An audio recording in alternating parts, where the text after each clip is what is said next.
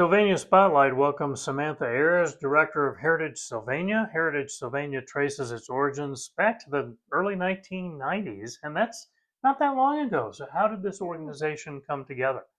Yeah, it started in it was 91. It actually started as just the Historical Society. And the group there had met different places, often the library. And it was in 93 that the city purchased the house, the Cook Coolman house, which we're sitting in now. And that eventually became the home of the Historical Society. So they managed the house. This became the what was it? The Heritage Center Museum is what they called it. And yeah, so this is kind of the birthplace of the Historical Society.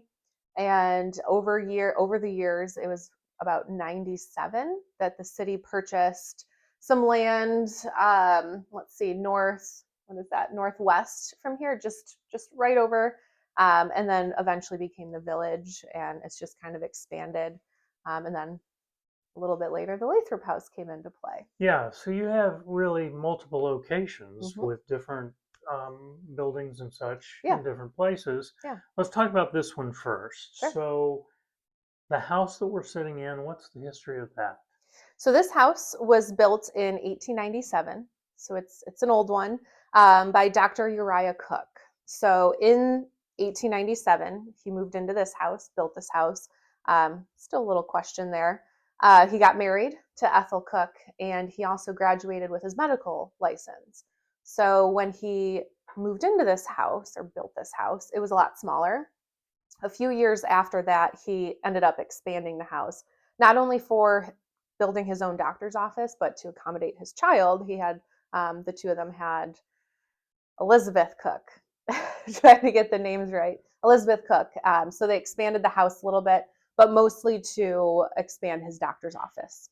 And I would assume that back then, of course, this was probably considered to be a really grand home, and Sylvania was considerably smaller at Oh that yeah. point. Oh, absolutely. Yeah. This was a big house. It was smaller. The original footprint of the house was significantly smaller. The room we're sitting in here is an expansion. But yeah, he was a doctor. He seemed to be a pretty successful doctor. So having his own doctor's office, gave them that ability to have a little bit bigger of a house. So, how does it work in terms of people that want to come and see what you have here at the Hmm. Yeah. historical village? Yeah, we are typically during the week we have office hours, just to get all the background work done. But on Saturdays and Sundays we're open to the public. In the winter times, usually about January, February, we'll close down just to get a breather after the holidays, which is needed.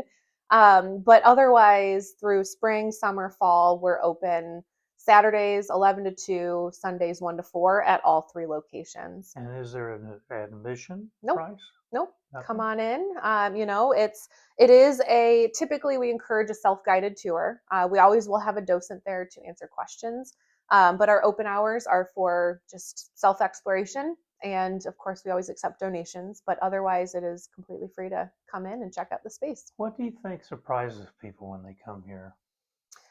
Ooh, that's a good question. I mean, for me, I've seen this place I mean, growing up, I've seen it, but just the condition of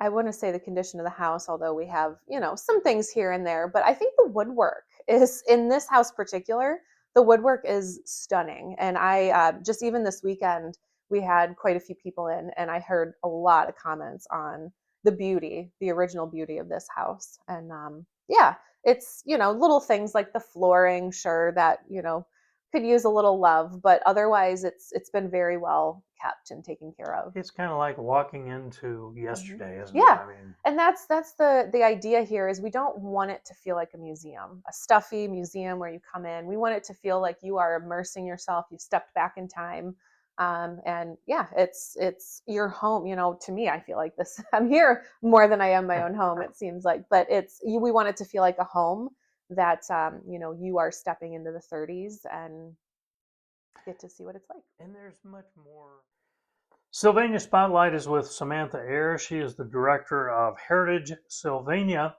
and we're at the Historical Village, which is just off Main Street downtown. How many buildings comprise the Historical Village? And let's talk about what they are. Yeah, absolutely. So I like to say we have three campuses, kind of two, I should say two. We have the Lathrop House down the street. But here we have the Cook Coleman House, which is the big gray house right downtown. And just northwest of the Cook Coleman House is that big open area, the grassy area, which is the Historical Village, all really a part of the Historical Village, but that's kind of that distinction. In the village, we have five historical buildings. We have restrooms, but we have the log cabin, which is that very first one built in 1840, originally just outside of Grand Rapids, Bowling Green, Ohio, in Weston. And that was brought here. So that is an original 1840. The schoolhouse, the School Stone Academy, was a replica of the school that actually used to sit just at the parking lot, the entrance of the parking lot here, right about where Element is or was. There was a one-room schoolhouse, so that's a replica there. The Armstrong Barn, which is our blacksmith carpenter shop, that is a replica as well of a typical barn of that time, mid 1800s. And then the original Sylvania train depot is that centerpiece right as you walk in the village. It's the first thing you see. And when did that stop being used as a train depot? Do you know? That was I'm sorry, 1956. A few 56. I decades have ago. my helper over here. Yeah. It wasn't terribly long ago. It ran for 98 years. So it wasn't terribly long ago, And and it where was was that used as an located office. originally?